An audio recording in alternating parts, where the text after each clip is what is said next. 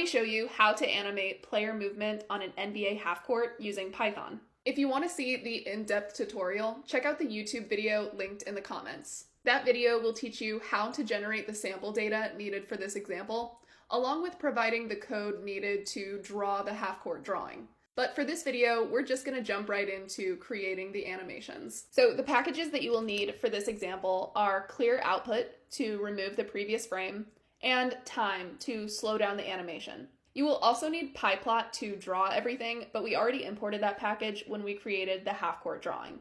Alright, so before we get into the animation, we need to map the pixel coordinates from our sample data into real-world dimensions. The sample data that I generated for this example is in pixels, and we need to convert pixels to feet to match our NBA half-court drawing. So I'm just going to define a new function to convert pixels to court coordinates. It's just a simple equation for the x coordinates and the y coordinates. Now we are going to loop through frame 0 through frame 249.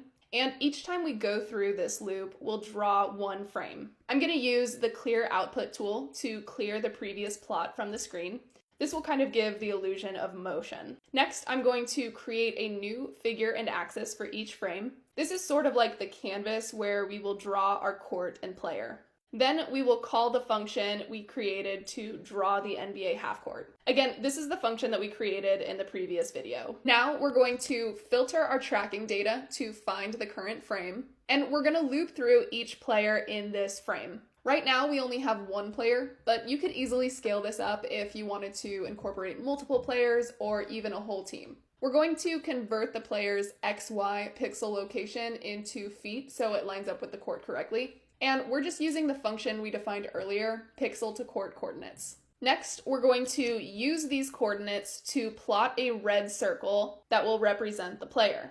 Sort of like a tracking dot that you'd see on ESPN or Second Spectrum. We're also going to add the player's jersey number 13 units above the dot. I included the round function to make sure that the jersey number shows up as a whole number and not a decimal like 23.0. And lastly, we're just going to add a title, but I really just want my title to show the current frame, so as we're looping through each frame, you'll be able to see the frame numbers go by. I went ahead and hid the axes for a cleaner look, and the last line of code here is to display our animation. And the very last step is to use the time sleep tool to tell Python to wait 30 milliseconds before showing the next frame. That equates to around 33 frames per second, which will make our animation look like a smooth video. All right, let's go ahead and run this. And there's my animation showing up with each frame being shown. Mine is running a little slow because I'm screen recording, but ideally yours will be much faster and will look like a video of a player moving around on a half court.